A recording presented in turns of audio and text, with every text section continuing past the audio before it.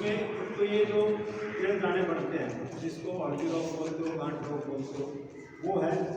दूसरी आपकी बात कई बार आपकी फंसी रह जाती है ऊपरी, अधिक मतलब अंदर रह जाती है, अधिक बाहर निकलती है।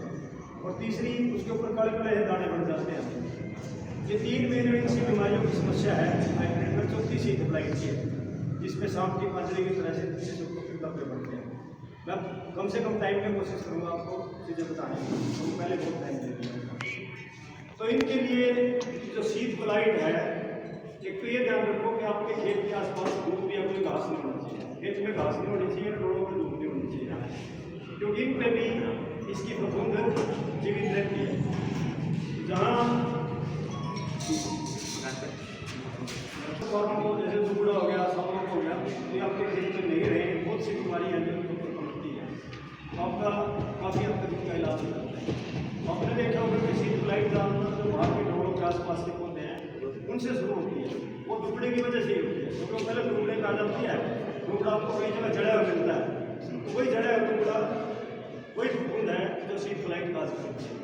और एक बार जब शुरुआत हो जाती है तो फिर उसके काले काले से समझ आने बढ़ते हैं, जैसे पिंड बनते हैं, सफेद सी बुई सी बनती है, और पिंड बनते हैं उसके, वो जमीन में कई सालों तक जीवित रहते हैं।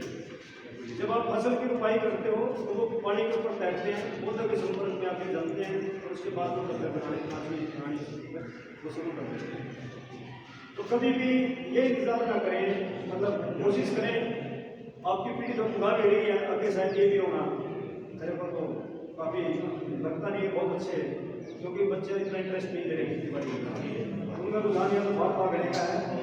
अब किसान सोचे कि हर चीज़ एप्पल होगी, तो चीज़ें दवाई डालने में भी देर होगी, चीज़ों को पहचानने में भी देरी होगी, तो उसको देखना, उसके अंदर घुस के देखना, ये सबसे जरूरी चीज़ है, इसको कहते हैं मॉनिटरिंग है।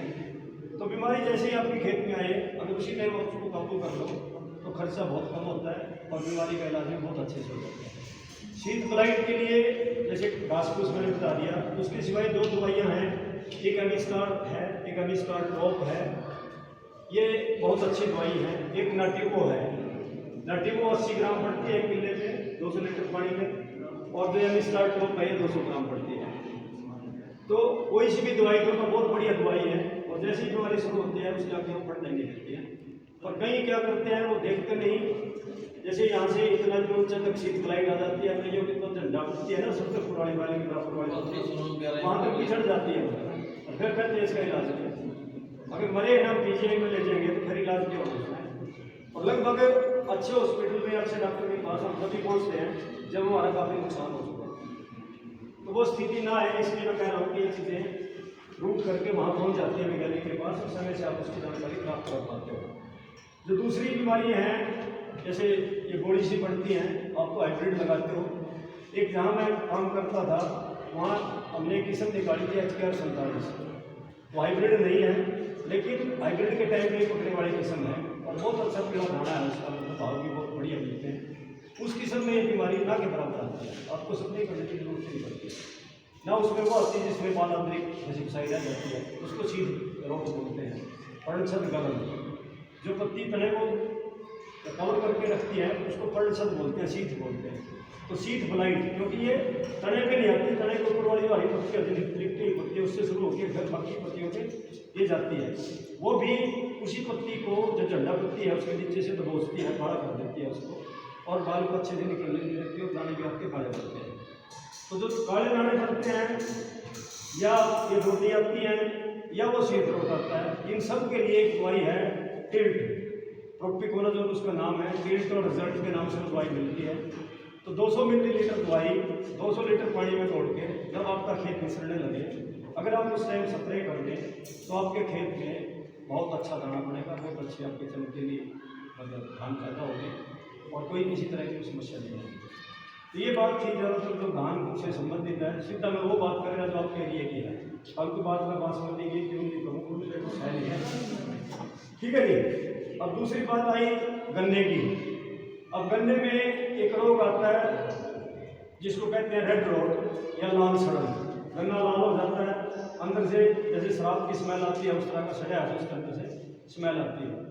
उसमें क्या है कि उसकी जो फफूंद है वो गन्ने को अल्कोहल में बदल देती है, मतलब शराब में बदल देती है, कह लीजिए आप उनकी भाषा में। और उसमें से वो उस तरह की छिड़ाल आने लगती है। तो आजकल की जो आपकी किस्में हैं वैसे उसमें वो बड़ी समस्या है नहीं। उसके पत्ती पे धब्बे बढ़ते हैं, तो उसकी पत्ती की मिड रिप बोलते हैं लोग, मोटी सी सफेद सी वो नस होती है ना, उस नस के ऊपर इस तरह से आँख जैसे लाल लाल से धब्बे बढ़ते हैं, वो उसकी पहली पहचान है। पत्ती के ऊपर गन्ना तो पाड़े में पता लगेगा कि लाल हो गया, लेकिन ये पत्ती वाला जो है ना, उसी की एक अवस्था है जिससे आपको पता लग जाता है कि ये लाल सड़न रोग है। और जो किस्में आप लगाते हो उसमें लाल सड़न रोग तो बहुत ज़्यादा बड़ी समस्या नहीं है। आपके एरिया में ज़्यादातर जैसे CO0 238 किस्म लगती है, ये किस्म जो ICR है, IRI, उनके कोलैबोरेशन से निकली। अपना ICR की किस्म है, करनाल शुगर केन का स्टेशन है, ये उनकी डॉक्टर बख्शी है, उनकी किस्म है। तो इस किस्म का पॉपुलर होना इसलिए हुई है कि इस किस्म में अच्छी रिकवरी है, कम समय में पक जाती है, अच्छी पैदावार देती है, चीनी भी ठीक है इसमें, और लाल सड़न या दूसरे रोग नहीं है। बल्कि इसमें लाल सड़न के लिए या वैसे भी करने को जब भी आप इस्तेमाल करो तो 100 लीटर पानी बढ़ा के उसमें 100 ग्राम बैरिस्टिन डाल के आप उन गन्नों को 1 से 2 घंटे तक पूरे उसमें डबो के रखो, उसके बाद उसकी प्लांटिंग करो, उसके बाद उसकी सॉइलिंग करो। तो बीज उपचार इसके लिए बहुत ज़रूरी है। तो उससे ये काफ़ी हद तक ये समस्या आपकी खत्म हो जाती है। बाकी तो चीज़ें बहुत हैं, तो मैं मोटी मोटी बातें आपको बता रहा हूँ। जो COH 160 किस्म है, शायद पहले करते भी होंगे आप लोग, या ये 238 है, इनमें कोई इतना बड़ा वो नहीं है कि किसी किसान के लाल सड़न से वगैरह गन्ना यूँ हो गया, ऐसी कोई समस्या वाली बात है नहीं। CO में 238 में सिर्फ यही है कि जब तक बरसात नहीं शुरू होती ये थोड़ी सी पीली सी रहती है, बुरी सी लगती है, उसके बाद बरसात शुरू होने के बाद इसकी बढ़िया ग्रोथ होती है, बढ़िया ही पैदावार देती है। एक आध पौधा वो जो काली पड़ा हो निकल आता है, मिक्स बोलते हैं उसको, बीच में से, वो भी कोई खास बात नहीं। तो उसको हम बोरी से मतलब ढक के, कट्टे में ढक के किसी में उसको आप काट लें, अलग कर दें, उसको फैल लेना, एक आध थोड़ी बहुत समस्या हो जाती है। लेकिन 238 में आपकी ये जो एक कोका बोइंग बीमारी है, जिसमें जो ऊपर की पत्ती है, गोड़े की पत्ती, और नीचे पूरी बढ़ रही है, तो ये इस जगह से जहाँ से पूरी पड़नी शुरू होती है, ऊपर गोड़ा है, यहाँ से काला होकर कलर गलना शुरू होता है, वो कोका बोइंग बीमारी है। उसके लिए 0.1% यानी कि 200 ग्राम बैरिस्टिन का 200 लीटर पानी में घोल बना के उसका स्प्रे करना होता है। ये बीमारी 238 में है, वो आपको उसका स्प्रे करना पड़ेगा।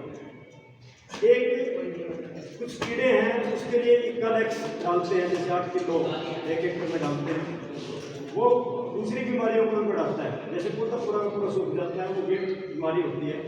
वो जब ये दवाई हम डाल देते हैं, हालांकि कीड़े मारने की दवाई है, नीचे डालते हैं, तो ये दवाई जो कीड़े जमीन में उसकी जड़ों को छेद करते हैं, बोरर कह लो या गर्भ कह लो, तो वो उस फफूंद को भी